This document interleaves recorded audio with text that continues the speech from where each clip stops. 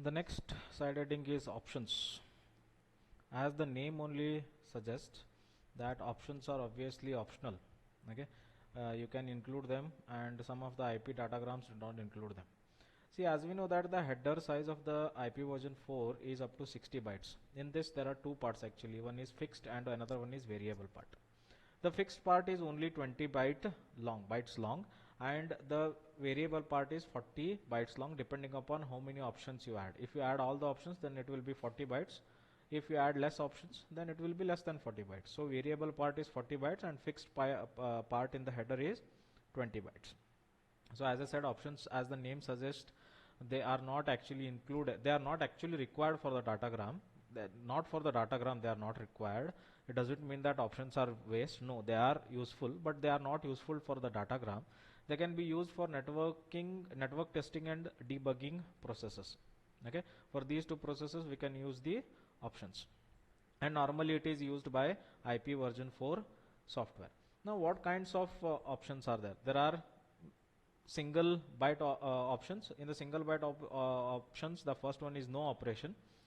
As the name suggests, it doesn't do any operation. It's a 1 byte, and it is normally used to fill if there are any spaces between the options, to fill that particular space. The single byte options are used. Now end of option.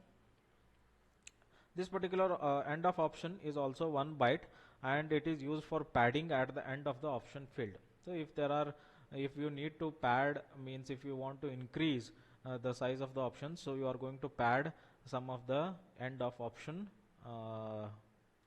things there, and it is normally used and can be used at the last, as the last option. You cannot add in between. If you want to add in between, you have to use no operation. If you want to pad at the last, you can use end of option.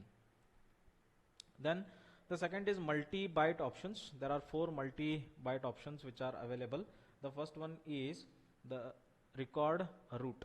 So this particular option is normally used to record the internet routers that handle the datagram. So if a datagram is sent, and if you want to know that which routers are handling this datagram, you can use the option as record route. So this record route can be normally used for debugging and management purposes. If there are any bugs, you can debug them using the record route, because you will be having the information about the route through which the datagram is actually traveling in the internet. The second multiple byte option is strict source route. So what is strict source route? So this particular option is used by the source to predetermine the route of the datagram. So for example, if you want to go from one place to another place, your parents will say that you have to follow this particular route. So that is strict source route. You cannot follow any other route. Why? Because that route might be safe for you, and you can reach with a minimum delay. So same thing happens in the internet.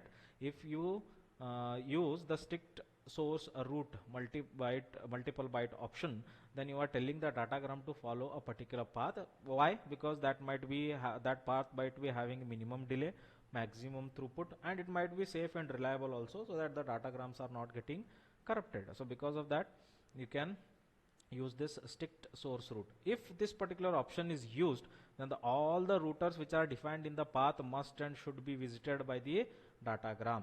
If a particular datagram reaches a router which is not enlisted, then that particular datagram will be simply discarded and error message will be issued. The next one is loose source route. So this is same as the strict source route, but it is not as strict as the previous one. It is loose, obviously the name suggests. It means it has to visit all the routers in the path, but it can also visit other routers. But that was not the option given in the previous multi-byte option, that is strict source route. Then the next one is, and the last one you can say, that is time stamp. A timestamp option is used to record the time of datagram processing by the router. So whenever a datagram reaches a particular router, then the router has to process it. Processes is nothing but it has to check the source address, destination address, and then it has to convert its table and it has to forward it to a particular interface. So that is nothing but the processing of the datagram. The time is expressed, the whatever the time it takes, the router takes to process this particular datagram is normally expressed in milliseconds from the midnight or universal time or Greenwich Mean Time. So these are the different times which are used around the world. Knowing that the time a datagram is processed can help the users and managers to track the behavior of the router in the internet. Some routers may be taking more time, some routers may be taking less time. So you can manage the things in the internet by using the time stamp option. So this is options. So next side heading is what are the security measures which are used in the IP version 4 datagram. See, when the internet was first came into existence, people believed each other that there was no security concerns were there. So because of that, there was no actually security was needed. But right now, everything banking and everything is happening over the networks. So because of that, the security is needed. So what are the why security is needed? Because the first thing can happen is packet sniffing. So what is packet sniffing? So an intruder, it means you two people are communicating, but third person, the third person is intruder. So he may intercept the IP packet and make copy of it. See, he is clever. He doesn't change any data of the packet, but he copies that. It means whatever information you are sending to one of your trusted person, but that particular information is copied by some other person. Obviously, this kind of attack will not is very hard to detect because he is not changing anything, he is just copying, right? So although the packet sniffing cannot be stopped, but we can use encryption so that even though if he copies of the intruder or he or she, if the intruder person copies, he or that person will never understand what actually is there because you have encrypted. The second is packet modification. The second type of attack is to modify the packet. So the attacker will intercept the packet. It means he will cache the packet and change its content and sends the new packet to the receiver. The receiver believes that the packet is actually sent by the host, but actually it has been sent by some other person. So that is the packet modification which can happen. The receiver, before opening the packet, has to check the data integrity test, has to take the data integrity test. If the data integrity test is passed by the datagram, then it will be used. Otherwise, it will not be used. It will be simply discarded. The next one is IP spoofing. So an attacker can be somebody else and create an IP packet that carries the source address of another computer. So and means if I am not the source who is sending you any information, but I will take the IP address of the source who actually is sending the information to you, but I will take that IP address and I will behave as the source. So an attacker can send the IP packet to the bank pretending that it is coming from one of the customers, but I am not the customer. You might be the customer, and I will take your IP address and I will behave as the customer and I will send any messages to the bank and I will get whatever I want. So that is one of the kind of attacks.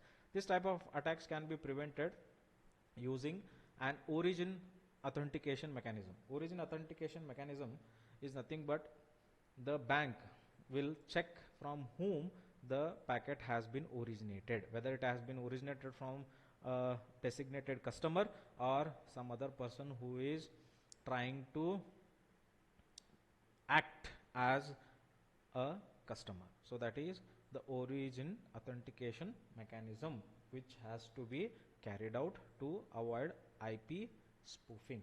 Okay.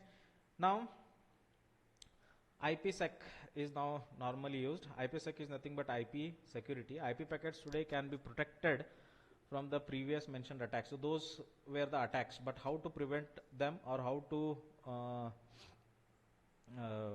protect your information is by using IPsec. IPsec is nothing but IP security. This protocol which is used in the conjunction with the IP. It means IP will use the IP security. They are friends, so they will be working together. So if you use IP security, then you should not be worried about the 3 previous attacks which we discussed. So how actually this IP security works? There are 4 things which you can define, and you can easily use the IP security. The first one, defining algorithms and keys. So for example, you and your friend is sharing something. So you both people will use one of the algorithms or agree to use one of the algorithms, and you will define the keys for the security purpose. Without that key, the third person cannot do any attack of the 3 kinds which we discussed. The second one is packet encryption. You know that what is the encryption. Instead of sending A, you can send 1, or instead of sending B, you can send 2. It means the alphabets are converted to their respective decimal positions in the A to Z, right? So that is nothing but encryption. But whatever the sender is there and whatever the receiver is there, both should know what encryption you are using, so that the transmitter, whenever uses the encryption, the receiver must and should be able to decrypt it. Obviously, if you use it, the packet sniffing can be avoided. The third one is data integrity. So data integrity is nothing but whenever the intruder acts as a customer, that is nothing but data integrity. If he changes any contents, okay. So if the contents are changed, then obviously there will be a problem. So that can be avoided by using the data integrity. So whenever the packet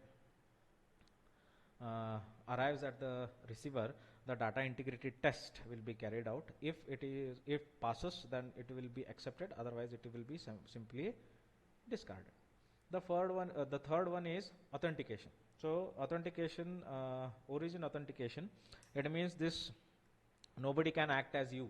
That is, you are actually the originator, but somebody else will act as you. That is an imposter.